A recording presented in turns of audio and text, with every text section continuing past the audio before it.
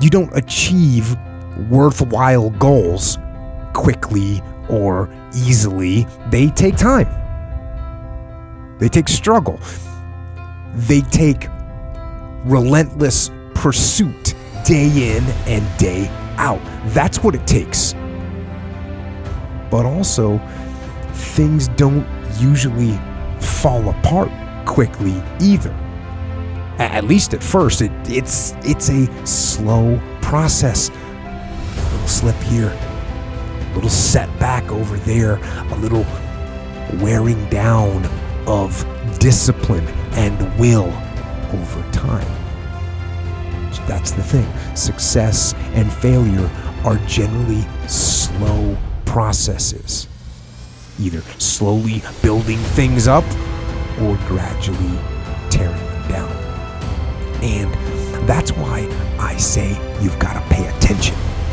You have to watch. You have to watch every single second, because those seconds, they turn into minutes, and minutes turn into hours, and hours turn into days, and days turn into years. And so that second that just went by, that counted. And so did that second. And so did that one.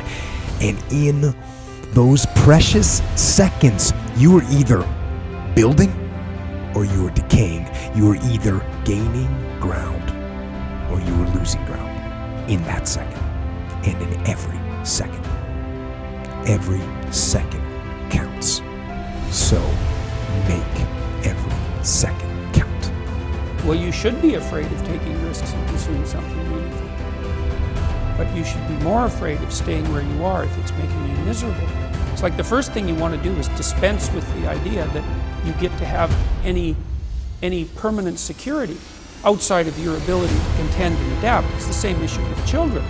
It's like you're paying a price by sitting there being miserable. You might say, well, the devil I know is better than the one I don't. It's like, don't be so sure of that. The clock is ticking. Yeah. And if you're miserable in your job now and you change nothing, in 5 years you'll be much more miserable and you'll be a lot older. It's a luxury to pursue what makes you happy. It's a moral obligation to pursue what you find meaningful. And that doesn't mean it's easy. You know, if you take people, and I've told you this, and you expose them voluntarily to things that they are avoiding and are afraid of, you know, that they know they need to overcome in order to meet their goals, their self-defined goals. If you can teach people to stand up in the face of the things they're afraid of, they get stronger. And you don't know what the upper limits to that are, because you might ask yourself, like, if for 10 years, if you didn't avoid doing what you knew you needed to do, by your own definitions, right, within the value structure that you've created, to the degree that you've done that, what would you be like? Well, you know, there are remarkable people who come into the world from time to time. There are people who do find out over decades-long periods what they could be like if they were who they were, if they spoke their being forward. And they get stronger and stronger and stronger, and we don't know the limits to that. We do not know the limits to that. I wish I had not waited 14 years. Somebody said if you want to lose something, lose money. You can get that back. 8 out of 10 millionaires have been financially bankrupt. Walt Disney filed bankruptcy 7 times and had 2 nervous breakdowns. But don't lose time. There were 14 years I sat on the sideline. 14 years I said, I don't have an investor in me like Tony Robbins. 14 years that said, I don't have an MBA or a PhD, and I can't compete with these guys. I have the complexion of rejection.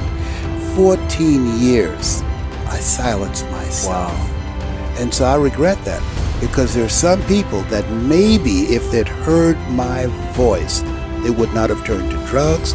If they'd heard my voice, their lives would have taken a different direction. And I can't get those 14 years back. That haunts me, and I think that drives me when I speak with such energy. I'm trying to make up for that time.